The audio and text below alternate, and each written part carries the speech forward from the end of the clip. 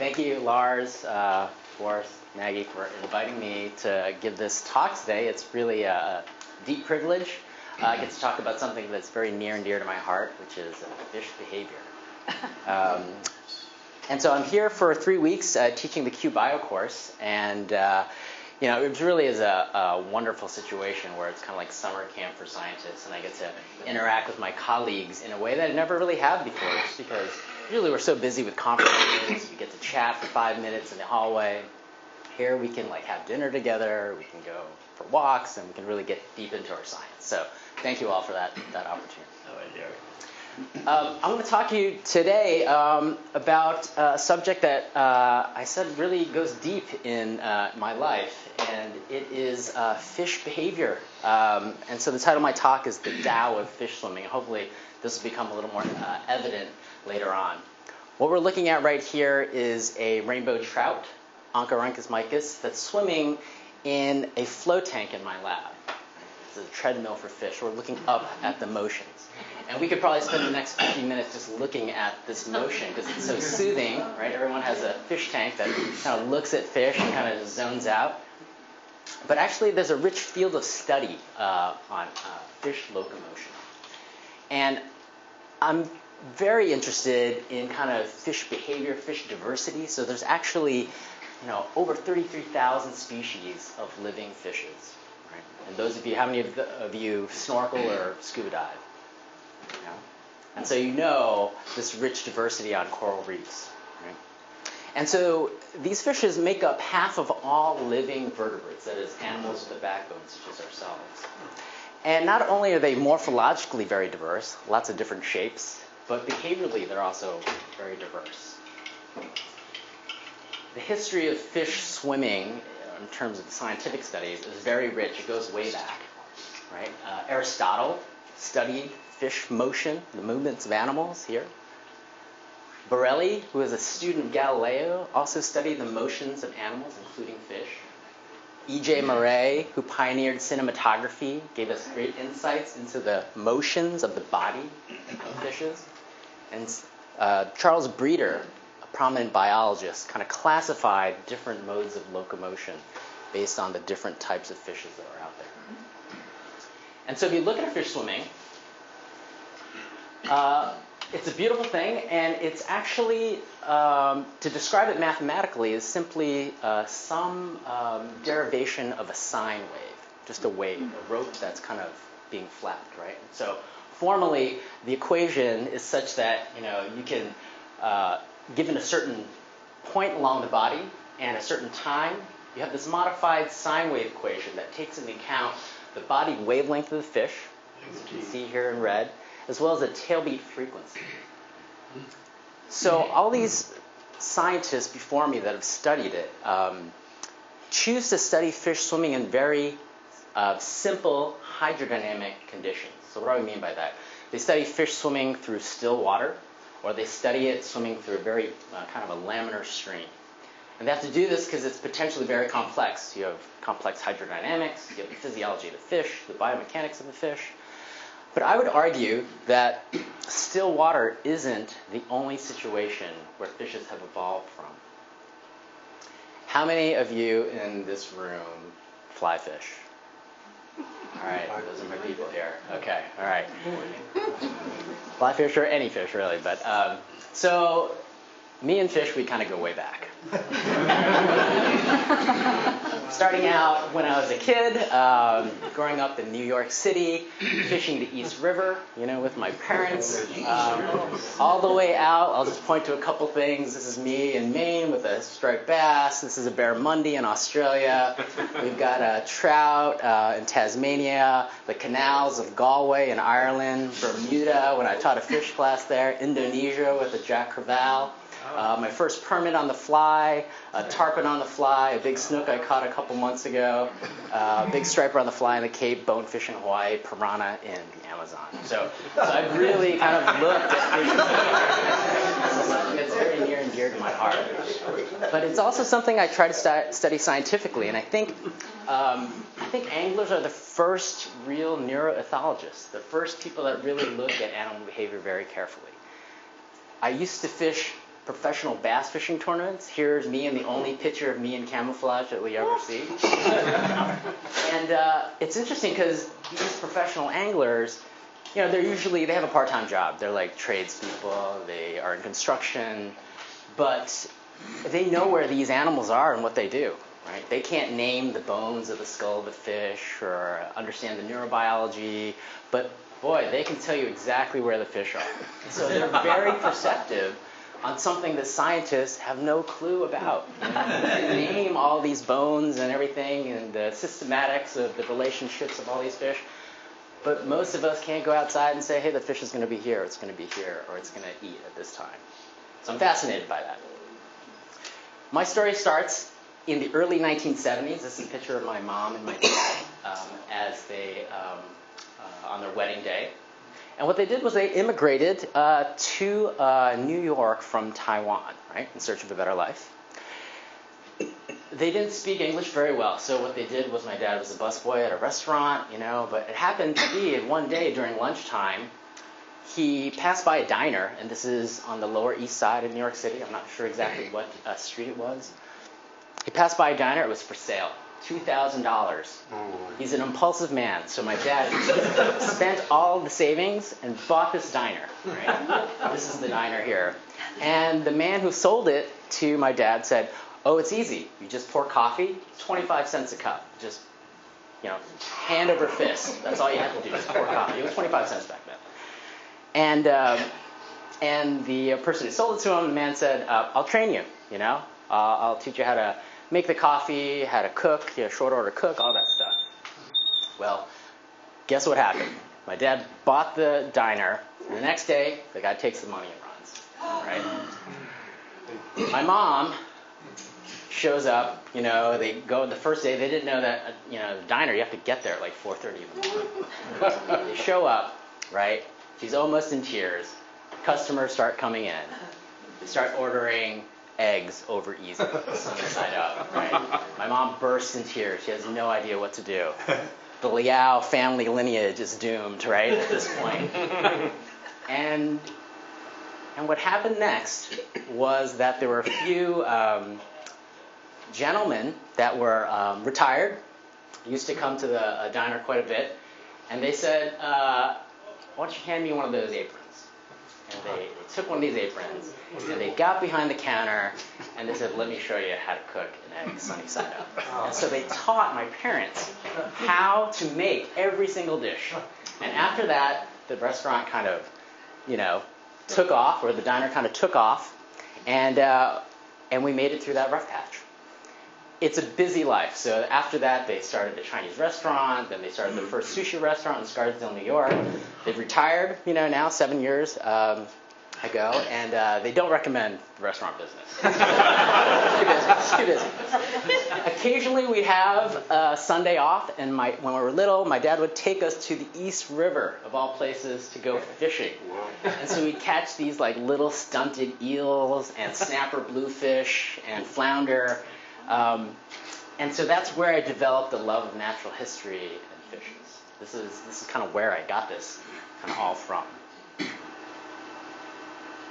Here's a shot of me when we moved out to Westchester County. I fell in love with bass fishing, so I'd go to these golf ponds and college campuses and, you know, catch these bass. And I was so enamored with them that I would bring them home alive and put them in the bathtub. And I forbade anybody to take a shower for 3 days just to kind of watch them. And so somehow I channeled this energy into studying fish and kind of making a career out of it, really. This is a picture of me and my mom. I don't know, maybe I'm 8 or 9 years old. This is probably a bass that I took out of the bathtub a couple of minutes beforehand. And who would have thought that this passion could give rise to a moment which is a few minutes before I defend my PhD at Harvard. So here's my mom. She's drinking a Coke, which she never drinks, you know. And literally was like 3 minutes before everyone filed in to hear me defend my PhD thesis.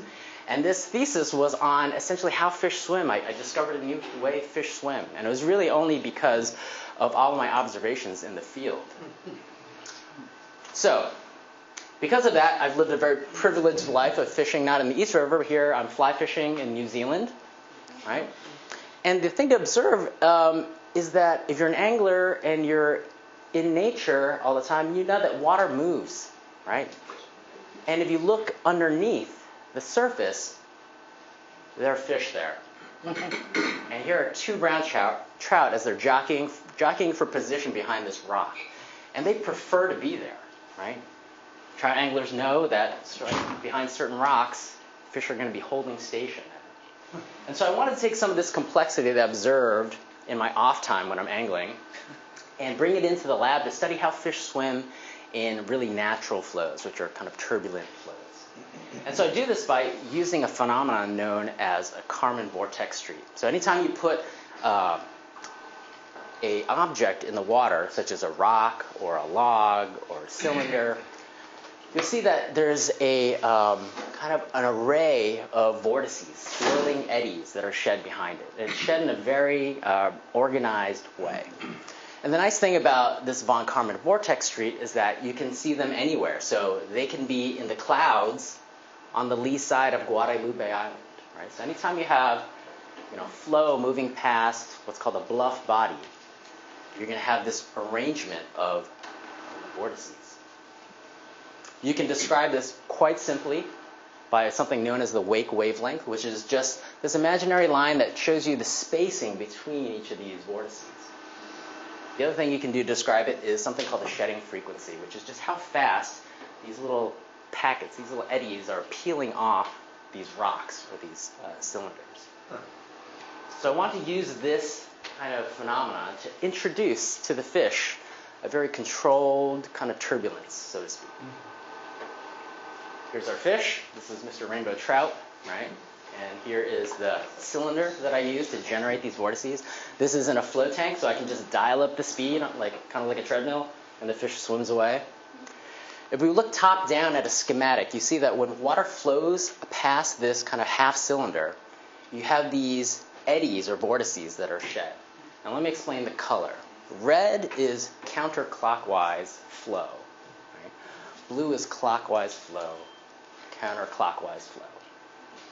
And so there's a region, because the way these vortices are spinning, there's a region in between these vortices that's reduced in flow. So if I were to drop a stick here, it would still float downstream. It would just float downstream much more slowly than if you dropped a stick outside in what we call the free stream flow.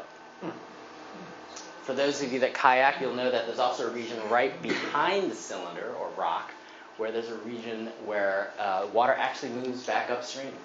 Right? And so this is called the suction zone, and it's about 2 diameters downstream of this cylinder. So if you drop a stick here, it would actually move upstream and probably bounce around a little bit, and then it would probably get kicked out and follow one of these vortices as it drifts down. Yeah. So this is the kind of a setup, the experiment. You can describe how fast these vortices are shedding by something known as the Strouhal equation. Strouhal number is a dimensionless number which describes the oscillating phenomena of flows. And empirically, there's a value to it, 0.2, and it happens to be that value for a certain shape. Right? For cylinders, it happens to be 0.2. So Strouhal number is equal to the diameter, this length term, diameter of the cylinder, multiplied by the shedding frequency, how fast they're peeling off, F, all over the velocity. So basically, we know the Strouhal number. We can put whatever size cylinder we want. We can crank up the flow speed however we want. We can predict what frequency these vortices are being shed. And if you know what the frequency is, and you also know what your flow speed is, because you control it, you can determine what the spacing or the wavelength is. So another way to put that is you start out with a small cylinder. You introduce a very slow flow. You get a certain wavelength or spacing of the vortices, and you get a certain shedding frequency, twice a second about. If you keep that same cylinder in the flow tank, and all I do is I just crank up the flow speed, like I double the flow speed, this is what you see. Hopefully you can convince yourself that the wake wavelength, the spacing, is still the same. It's just that the shedding frequency almost doubles. So it goes from 2 hertz to like 4 hertz. And so this is a way of trying to keep one thing the same, let's say it's a wake wavelength, right, and changing the shedding frequency. Now what happens if we keep the same kind of fast flow speed, these long arrows, right? And instead we swap out the small cylinder and we just put a cylinder that's twice the size. This is what we see. Right? So the wavelength now is almost double that of the small cylinder situation. But the shedding frequency drops back down to the first scenario. This is just, this is all to say we're trying to hold some things constant while changing the others to get a glimpse of what matters to the fish. Right? So we bombard the fish with different kind of hydrodynamic situations, and we ask the fish, what do you care about? What works for you? So these are, the title could have been Conversations with Fish. Or basically, my experiments are conversations with the fish, and depending on how I design the experiment, they can tell me something that I can interpret or not interpret. So Jimmy, real Yeah. quick. No, that's I was good. going to ask you, the cylinder goes all the way through the flow. Oh, perfect. Got Okay, it, yeah. nice. Yeah. So here's a schematic of our flow tank, right? Here's the cylinder. It goes up and down throughout the entire flow. We have a high-speed video camera looking up at it. And so the movies that I'm showing you down here, this is a trout while it's swimming. There's no cylinder in the water, right? And then the same trout, the same flow speed, all we did was just put a cylinder in there, and you see this behavior. And so one of the cool things about science is if you discover something, you can name it. I chose not to name it Jimmy Swimming because that's a little conceited. I called it the Kármán Gait after Theodore von Kármán, the famous fluid dynamicist. And so this really kind of flapping motion almost looks like a flag flapping in the wind, right? And so we became really interested in this because the tailbeat frequency, when the fish is behind the cylinder, drops down considerably. It drops down to match that of the expected vortex shedding frequency of the cylinder. So it looks like the fish is synchronizing somehow to the wave. So if you were a scientist, what would be the next question you'd want to ask? Energy, right. Energy, okay. How much energy is it taking, right? Is this passive? Is it active? Is it kind of a hybrid between both things? So I got a different question, Jimmy. So Yes. for the no cylinder case, there's a fixed flow speed. Yes. What do you do to get the fish to behave? It looks like the fish is behaving nicely. Fish psychology. The real answer is they like to kind of hold stations. Sometimes they get squirrely and they kind of go all over the place, but and each fish is kind of a little bit different. So if the fish is very sensitive to your presence, you can use that to your advantage. So if you walk towards it in the tank, it'll kind of move away a little bit. So if you want it back here, you kind of go around like this. You kind of do this, and then once it's in the right place, you kind of just leave it alone, and then it likes to be there. So I heard energy. One of the things that we wanted to do was we wanted to see these vortices in real time with the fish motion. So how do you visualize something that's transparent? How do you visualize water, right? Dye, right. So that's what we ended up doing. We took a sophisticated kind of version of dyes. We used something called digital particle image velocimetry. It's a technique that engineers have used for decades. They don't care about animals so much, but we do. So the way it works is we have two synchronized high-speed video cameras. One is aimed at a 45-degree mirror, so it views the image of the fish against particles shown that are lit up by a laser. So this green sheet here is a laser, right? It's light. And we put particles in the water. They're minute particles. It almost looks like clay, And so this is what camera 1 sees. It's the silhouette of the fish against all these particles. Camera 2 is imaging a 45-degree mirror that's on top of this light sheet. So it's looking down at this light sheet, and this is what it sees, right? Just an uninterrupted particle field. And you can notice that the fish here is just underneath this light sheet. So what can we do with this? We're trying to visualize the motions of the fish and the motions of the flow in real time. This is what it would look like, right? You have the fish as it's Kármán Gaiting, sashaying back and forth. Here's all the particles going by. If we do some kind of software analysis on the flow, we can better visualize these swirling patterns, right? So the next slide that I'm going to show you is a movie of essentially the same video, but what we've done is color-coded the swirling motions. So that's what it looks like. Again, I'll remind you that blue is clockwise flow. So you see these blue vortices coming down. Red is counterclockwise. So you see it goes blue, then red, then blue, then red, right? And mapped on top of that are the arrows showing kind of the flow. Yes, question. In the middle of this situation, what if you scare the fish and they have to take off very quickly? Nice. Do they get caught in the vortices, or do they make a straight path? We haven't scared the fish, but what we have done is we've fed the fish. And so we'll put like a little trout pellet, food pellet here, and they'll come out voluntarily and grab it, and they'll head back in. Right, so they're not stuck there. They like to come out and grab it. And as a fly fisherman, I'm thinking, okay, how can I use this today? Not quite there yet.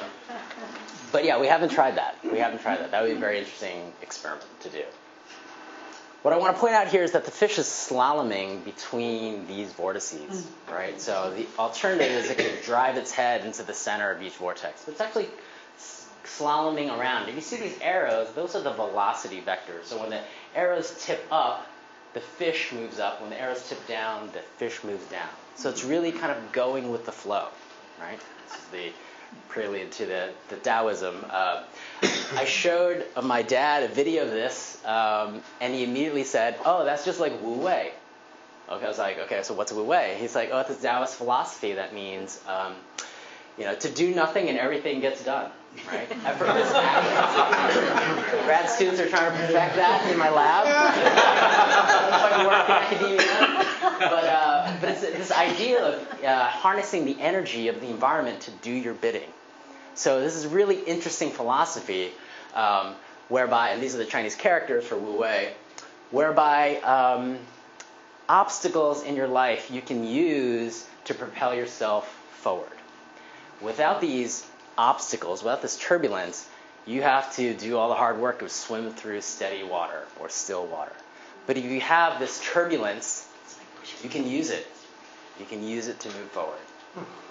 And if you're interested, I wrote a piece, this is years ago now, and NPR is this, I believe, on this kind of idea of turbulence and how it's actually can be a benefit in one's life. It's like a keto. Yeah, it is. Right. Energy recapture. Animals can actually recapture energy from their environment to save them energy. Question. Yeah? So it looks like the fish shape is actually being used as a wing. Yeah, that's a great observation.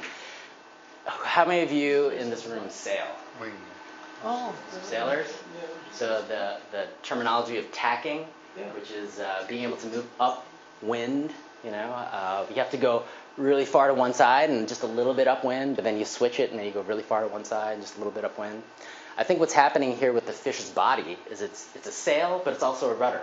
So this is why it's important that you're flexible like a fish, because you're both sail and rudder at the same time. If you're a stiff, stick or something, or I've tried to put fishing lures in there that are stiff, and they can't do this behavior at all, because you need to be the right amount of flexibility.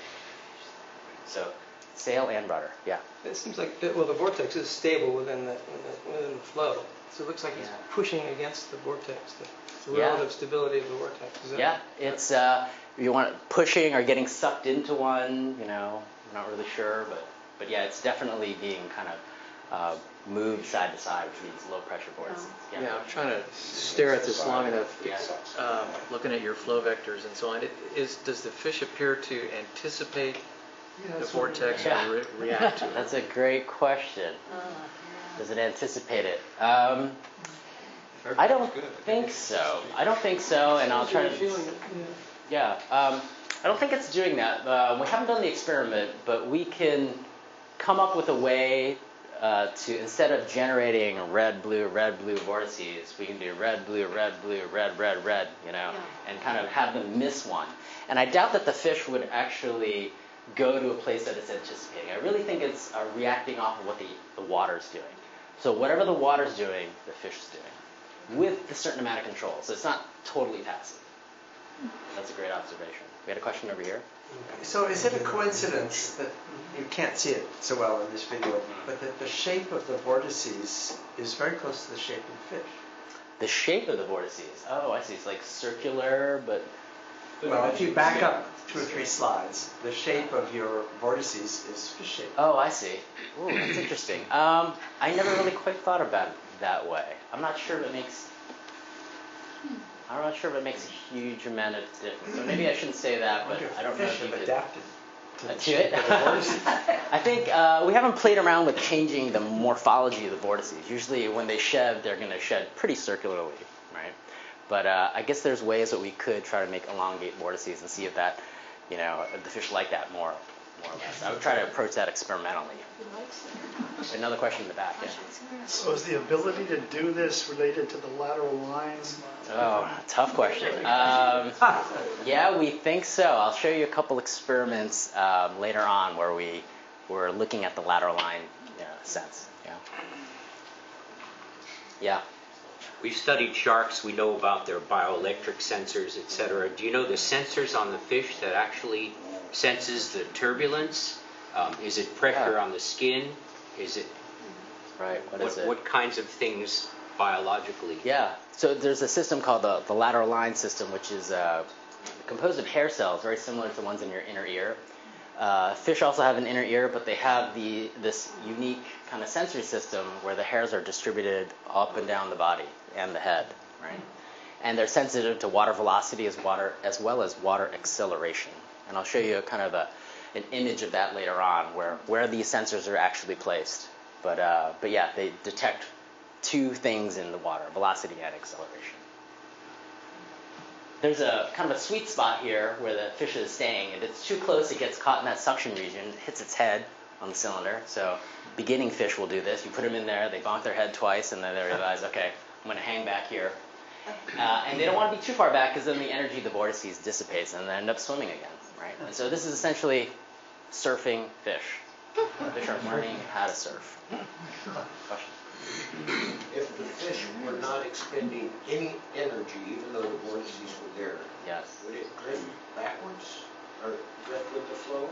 Is it expending energy or is the vortex pushing it to the left? Yeah. I would say that it is not spending much energy at all, but enough to stay in this region. I'm going to show you a movie later on that will show you how little energy it actually takes. So are they in a slipstream, like you see with trucks or bicycles? Yeah, so like bicycles, the Tour de France, they're all drafting. So that's what they're doing. They are doing that, but plus another thing. So they're drafting in the sense that if you measure the average velocity here, it's slower than if you measure it out here. So of course, why not just be behind the rock where you're shielded from the fast flow?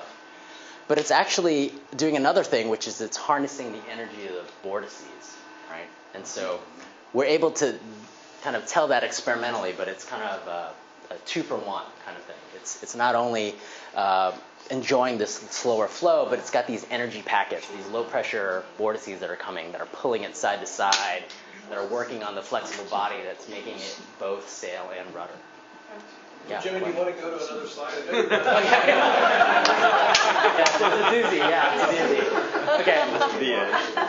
Okay, we'll do one. Just letting people know that. I want to know how you know he's enjoying it. I know he's enjoying it because when you feed it, it'll go back.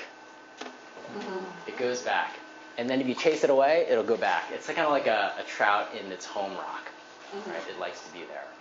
It seems similar to the space shots where they go around the planets in order to pick up space. I wonder if they are able to... Nice. I bring it back to astrophysics. Yeah, that's great. Yeah, the gravitational pull of the vortices is bringing planet Earth / fish to closer.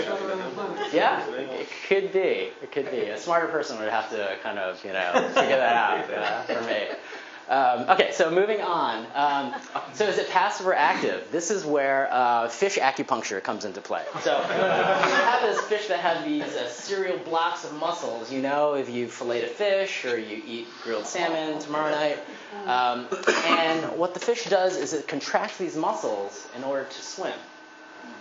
And what we can do is we can put fine wire electrodes into the muscle of the fish. So these hypodermic needles are smaller than acupuncture needles. And you can actually put them just into the superficial muscle just underneath the skin. And all these wires come out here, and we amplify these minute signals, and we can tell when the muscle is active along the body. Right? And so we put them in various locations just to see if this is an active process. Are they contracting muscles, or is this just totally passive? Right? And so these 4 insertion sites I'm going to show in the next slide over here. These are the 4 insertion slides. Here's the fish swimming without a cylinder. And what I'm showing you here is a sequential wave of muscle activity. So this is time here on the x-axis. And you can see that the muscles at the head contract first.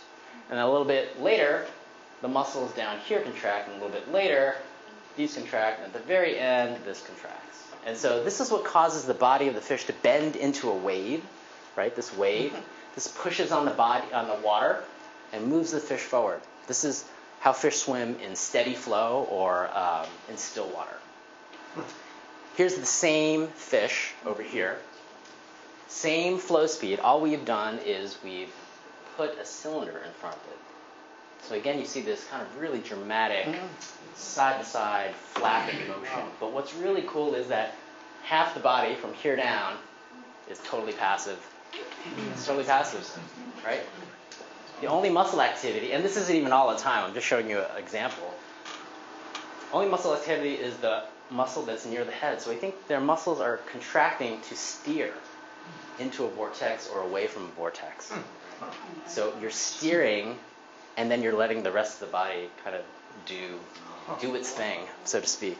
Totally passive. Does the active muscle ever move down, or is it always the... It's usually always at the head. Usually always at the head. I should mention that sometimes we'll see no muscle activity at all. None. But what the animal's doing is it's flicking out its fins. Right? It has all these control surfaces, its fins. So it just flicks out a fin, just the way you might kind of reverse a stroke on a canoe, and it'll just turn. So you'll see no muscle activity, but the fins will be active, back and forth. Okay. And he still gets forward motion without the propulsion from the tip. Yeah, it can still, it's holding station, so it's not drifting back, but the water is moving past it. Yeah, that's right. And so why do the fish do this? Because it saves energy. So I showed you it uses less muscle activity, but the real kind of gold standard is to measure how much oxygen the animal uses. It's like putting, your brother on a treadmill and putting an oxygen mask on and having an exercise, and saying, how costly is this? So we do that in a fish, but you can't put a mask on a fish. What you do is you buy a $70,000 tank, that you can seal off the lid, and you can measure the oxygen that's being used by this little fish as it's swimming. And you can do it when it's swimming in the free stream, no cylinder situation, and then you can do it when it's behind the cylinder. Same fish, right? And so you can really understand what does it cost to do this behavior. These are these conversations with fish that I have. So here's the flow velocity. This is how fast we dial up the flow speed here on the x-axis.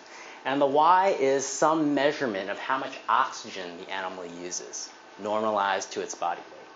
And you can see that for a fish that is just swimming in the free stream flow, no cylinder, the cost, the amount of oxygen that you use goes up, right, with the flow speed. That makes sense. The faster you have to swim, the more oxygen you have to use. But now the same fish, same flow speed, now with the cylinder in front of it, this curve is now shifted, right? And so it's actually, for the same flow speed, it's using much less oxygen than it would if it didn't have the cylinder.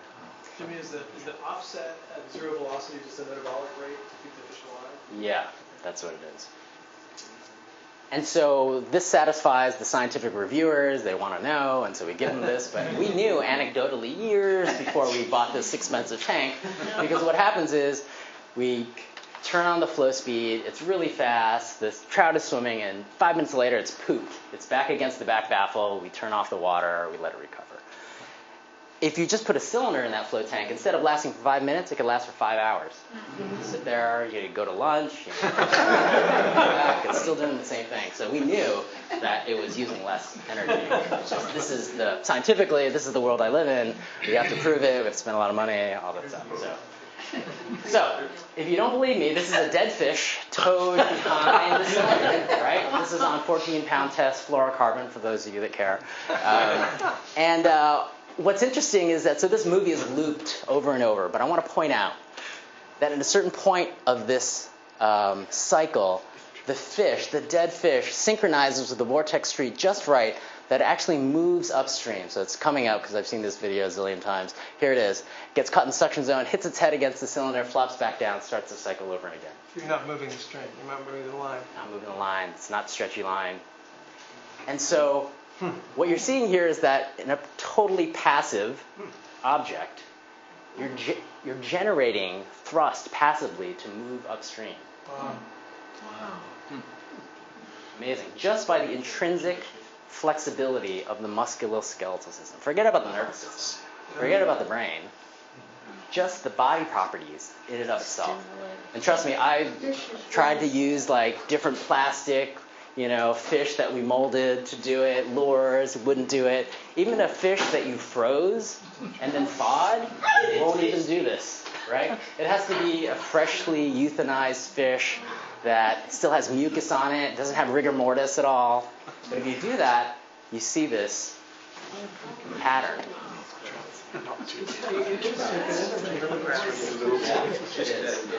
So it's interesting because energy recapture is not anything new. Windmills do it, turbines do it all the time, right? But they generate drag. This is in an oscillating flow. You can get a phenomenon where you can generate thrust. You can propel yourself without any net power input. What's that? Boeing will be interested in this. You're in the jet without jets. Yeah. It turns out that whalers knew about this hundreds of years ago. So I came across some literature. Yeah, you had a question?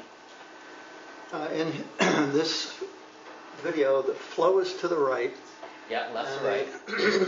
The von Kármán vortexes are above and below. Yeah. And they are rotating such that when you kind of stay between them, the direction of the flow of the vortex ring is opposite the main flow. Yeah, that's right. What is the net resultant flow velocity near that boundary? Is it going to the left or to the right? Oh, I see. So in this region here, it's going to the right. It's still net downstream. It's still net downstream. Closer to the cylinder in that suction region, it is going to the left.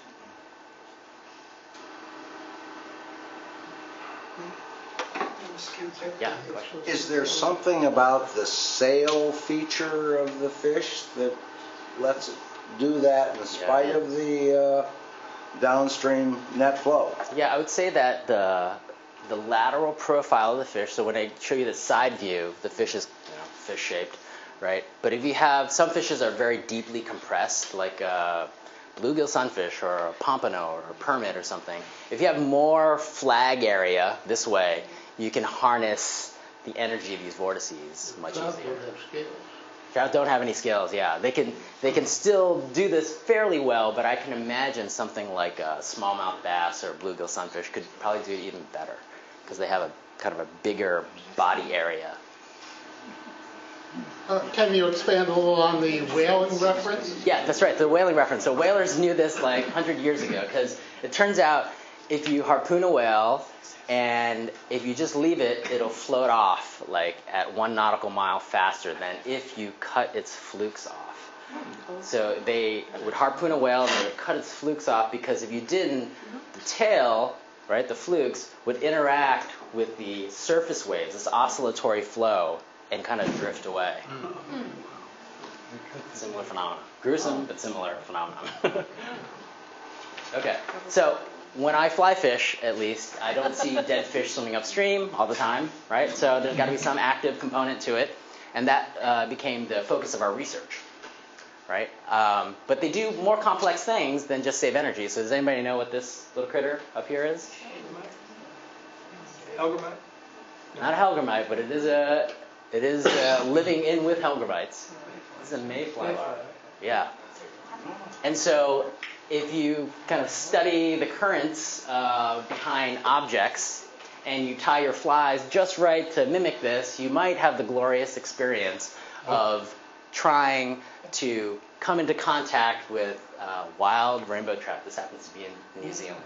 So to me, it's all about kind of connection. So if you can kind of gain insight into these animals, you can, for a brief moment, just come into contact with something that always exists out there, exists way before us, will exist after us, and just something very satisfying about being part of that process. And that's something I get being out in the field all the time. And just knowing more on the scientific side just kind of increases my appreciation. I actually don't want people necessarily just catch more fish. I want them to appreciate what they are doing out there. And so I mentioned that these fish like to be here, and you can drop pellets of food. So keep your eye on that little pellet as I play this movie.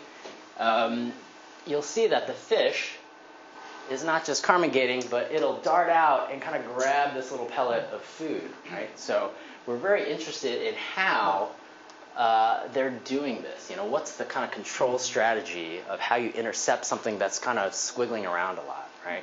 And for those fly anglers out there, you can be thinking about how you drift your fly, and how close it has to get to that rock, right, for the fish to come out and grab it. Obviously, if you put a fly way out here, probably not going to come out and grab it. Right? But if you get it just where it lies, and whether you see a foam line or whatnot, that's when the fish will commit and try to grab it. It won't go too far. It doesn't want to come out here because you got to swim. And why swim when you can surf? But the thing is, I think what anglers do is they see a rock and they just kind of haphazardly kind of cast around it. Very precise. You have to be very precise, with it. And if you can't be very precise, I would cast to it like 10 times, because not only is your fly drifting, your line's drifting, which is pulling on the fly and all this other stuff. So it made me really appreciate exactly how precise these animals are. Because if you're here, you're saving 50% of your energy. If you're a couple centimeters, couple inches over, you're not. Right? Very specific. Okay, so here's some graphs showing you how much energy it costs to feed while they're behind the cylinder. So this is the number of attacks per hour. So what I would do is I would tie these hookless flies that look like trout pellets because we want to do repeated measures. So I would drift these artificial flies past the fish, and we get them to come out and grab it, and let it go and grab it and let it go. And the whole time we're doing that, we're measuring how much oxygen they're using, right? We're putting the mask on the fish as we're doing this. And you'll see that when the fish is in the free stream or no cylinder flow, as you increase your number of tacks, the more effort you have, the more kind of oxygen you have to use. It's not too surprising. But then if you have the fish saving energy behind the cylinder, but coming out across the vortex street to grab the food, that's actually really costly. It's really costly. So it'd be great if the food just came right in front of it in the vortex street. But if it's outside and the fish has to go across that vortex street, it's actually really costly. Right? And so here's another graph showing you flow velocity again on the x-axis. And this is prey capture success. So this is if the trout darts out and tries to grab the food, what percentage of the time is it successful? And you can see that as the flow velocity increases, the success goes down if you're in the no cylinder situation. But the success goes down even more if you're behind the cylinder, right? And so this makes a bit of sense because, you have this particle that's kind of squiggling around and you're also kind of going back and forth, and so the chance of actually successfully grabbing that pellet or fly is actually lower. So a little bit counterintuitive, but when you're feeding in this vortex street, it's actually more costly. It's actually less successful, right?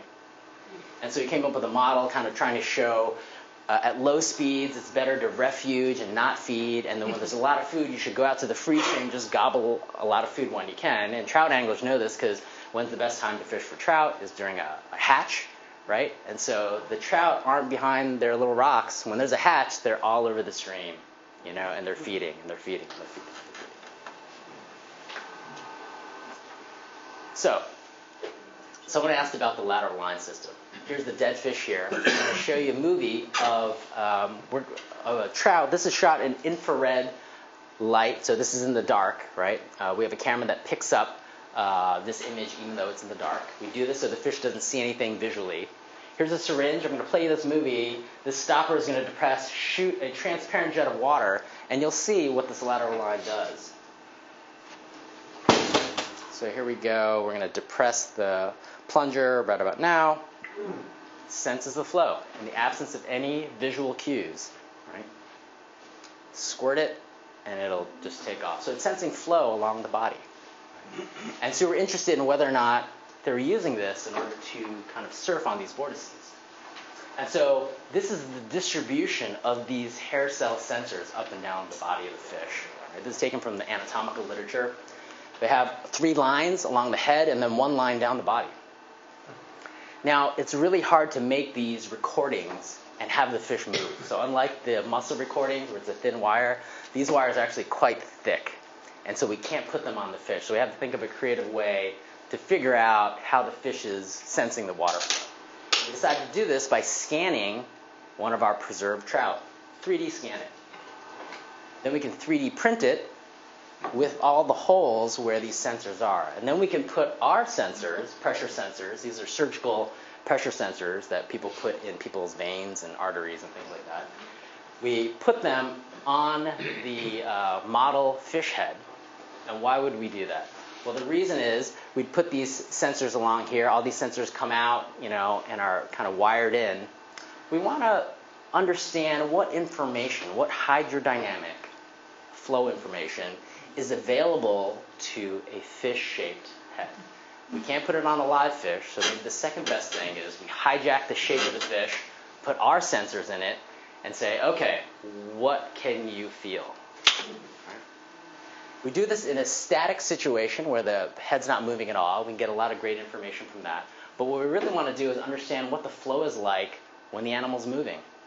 Right? And so for that, we have to turn to kind of an engineered system where we have a contraption that basically heaves the model back and forth as well as yaw. So the heave is side-to-side motion, and yaw is kind of like twisting a straw, kind of rotating it around. And we have this machine that can do these 2 things independently of each other. There's also a force transducer attached to the strut that's holding these models.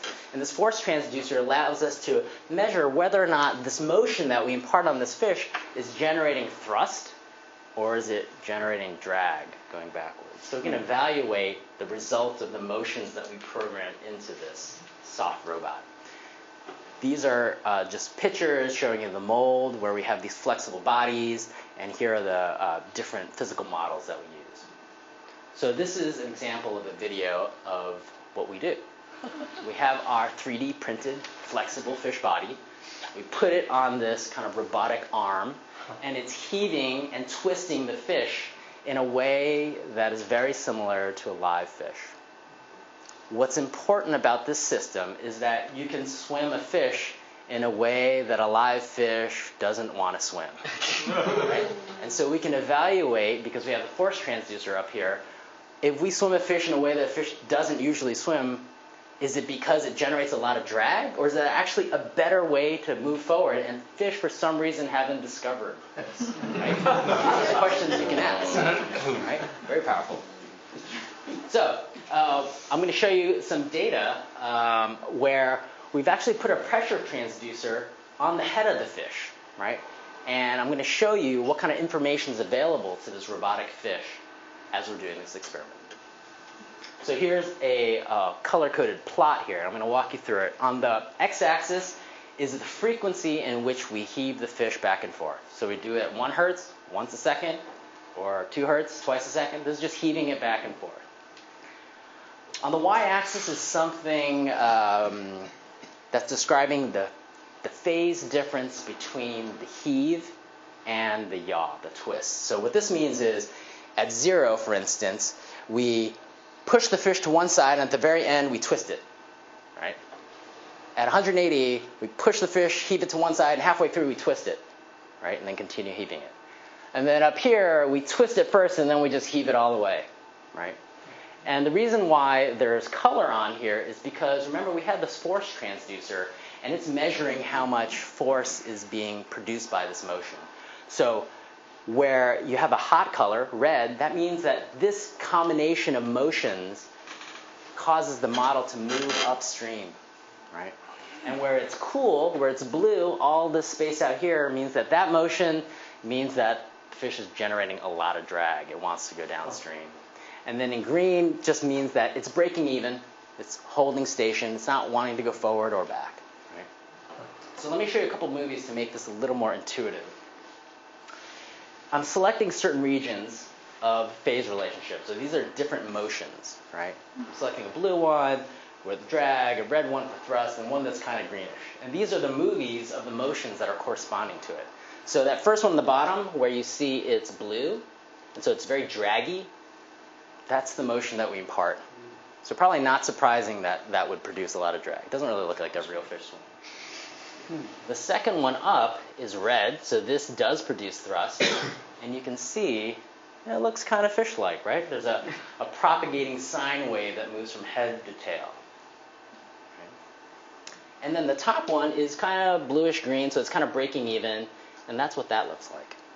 It's kind of like a standing wave, like it's bending into a C and then reversing in a C and it's reversing. So what's interesting is when you put a pressure sensor on these fish, these model fish, and you look at the information that you can recover, this is what you see. So this is, time is one tail beat cycle when the tail moves from left to right, back to left. And this is pressure. I'm showing this kind of schematically. And what I want you to concentrate on is that these pressure profiles across one tail beat cycle are very different from each other. So we can't say that the fish is really using this, but we can at least say, in theory, the fish could use these unique pressure profiles along the head to determine if they're generating thrust or drag. So I'm going to summarize and just say we've kind of walked through some adventures of fish, how and why kind of fish swim in unsteady flows, which I think is the natural condition for fishes, especially in streams. And we talked about this new Kármán gating technique, Kármán Gait, I guess, to emphasize how important it is. And it depends on their feeding behavior a bit, so it can actually be quite costly if they're actually trying to feed in that Kármán Gait. And what is the role of the lateral line system? And I've showed you just in these past few slides that the lateral line recognizes optimal swimming. Again, in theory, right? We can't really do it on the live fish yet. We have to wait for technology to catch up. But the question I get asked a lot when I give this talk is, well, Jimmy, how does this make me catch more fish? I'm trying to value with the science, but at the end of the day, it's like, how can I catch more fish? And I've got a very simple answer, which is to fish more often. Thank you very much. Wow.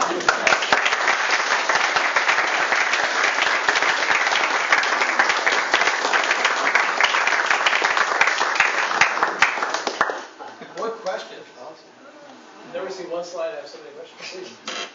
You've talked about the importance of the lateral line. Different species have different sensors. I take a striper, for example. Yeah. Have you tried different species in your tank to see if any of this changes? Yeah, we swum probably about 60 species so far. I work at a marine lab, the Whitney Lab for Marine Bioscience at University of Florida. We're literally 50 yards from the ocean. So last year we had a paper come out in PNAS which looked at the performance of basically any fish we could get our hands on. So we swam sharks, we swam freshwater fish, we swam schooling fish, and they all can Kármán Gait. They can all do this behavior. We haven't measured the oxygen consumption of all of them because it takes quite a bit, but just the kinematics, the motions are very similar. I would say the two exceptions that we've seen are eels, where if an eel gets sucked into the suction zone, it'll wrap its body around the cylinder and it'll just stay put, so we can't really get anything else. And the other one is sharks.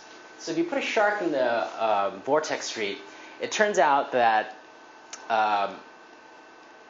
Kármán gating is more about producing drag, putting on the brakes at the right time, than it is about generating thrust. So the field of fish locomotion is always obsessed with how much thrust you get, how efficiently fishes swim. With the Kármán Gait, it's putting up enough drag with your fins in your body to stay back and not in that suction zone.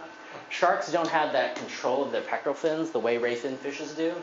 And so you'll see the shark getting sucked up and it's trying to put on its brakes and it just hits the cylinder every time. So sharks, if you wanted to make it like a shark, thing to repel sharks, you might want to generate some turbulent flow because they probably wouldn't like that very much. Yeah, question. Oh, was the cover of the Science magazine your? Yeah, that was. I peaked early. That was my PhD. After that, someone did a calculation. It's like a 1 in a million to get a cover shot on it. So I spent 2 days with the camera. The best 2 days I spent on my life. You know. Yeah, question. Have you applied any of these dynamics to a fishbowl? To a fish? Or a school? Oh, yeah. Yeah, it turns out that hydrodynamically, the flow behind the cylinder, the vortex street, is fairly similar to 2 fish swimming side by side in a school. Huh. So the next project we want to do is have our robotic fish in there and put live fish and see if they'll actually position themselves in the school. Huh. So if you just turn everything 90 degrees, does this describe flat fish undulating? Yep, we haven't done it, but that's true. The axis of the vortices spinning has to match up with the direction that the fish wants to undulate. So if you took the cylinder and you rotated it like this and you took a trout, it probably wouldn't be able to, you know, capture the energy of the vortices very well. But if you had like a flatfish or flounder, then, you know, you could do this, or maybe a dolphin, you know, maybe, you know, if you go to marine mammals. So, Jim, one thing some fish need to use their fins to generate lift. In which case they need a high relative velocity. Right. So these fish have swim bladders. They don't need to generate lift. Or? No, yeah. I mean, I would say certain sharks need to generate some amount of lift. So what about tuna? Tunas? I haven't. We haven't been able to get tunas. We've done some high performance fishes like jacks and kind of some small mackerel, but we haven't had a tuna in the lab yet. But that would be very interesting to see. Because they really need the relative velocity. So they do, yeah. Tuna are horrible at maneuvering, so I imagine they wouldn't do very good. You know, that's the reason why you don't see tuna like right on the coral reefs. Yeah. You know. Great. Oh, one more. Just one more. Yeah. Does this have? If I think of drafting behind a truck, you know, on a bike or in a sports car, it's some of that is relevant, but it's a different medium, different viscosity. How does any of this translate over in a way that might be relevant to thinking about energy conservation for vehicles? Yeah, for vehicles, potentially.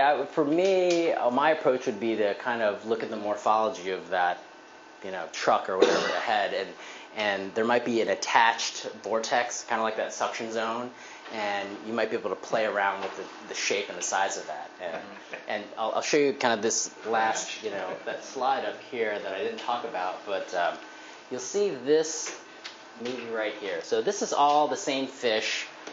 Here's the cylinder. This is the Kármán Gait we're talking about. This is way ahead, so it's free stream. This is what's doing another behavior I totally didn't talk about, but it's called entraining, and this is more similar to drafting, what you're saying. So the cylinder is the truck. Here's the suction zone. You can have your body act as an airfoil, not undulate at all, balance between thrust and drag, and basically hang out. This is the amplitude envelope, the midlines of the fish over one tailbeat cycle. You see it's very skinny compared to the Kármán Gait. Right? And so you can balance yourself right behind the cylinder. So that sounds like fishing advice. It does, yeah. So there's various places you can kind of be. I mean, right now, if you can believe it, they gave me a PhD from Harvard to put a stick in the water, right? But if you do that, you can see there's already 4 behaviors going on. What happens if you put 3 sticks? You know, what happens if you put a log jam? What happens if you 3D print a coral, you know, staghorn coral and see what's going on? So I think there's a really rich field when you mix something as complex as hydrodynamics and behavior together. Job security. I've always thought of streams as being pretty complex, but I'm looking at it. Yeah, but in a sense it's static because it's the flow is like this for a period of time, and so the fish are finding these places. What happens in the ocean in the surf? What are some of the? I mean, these fish are dealing with flows that are constantly changing.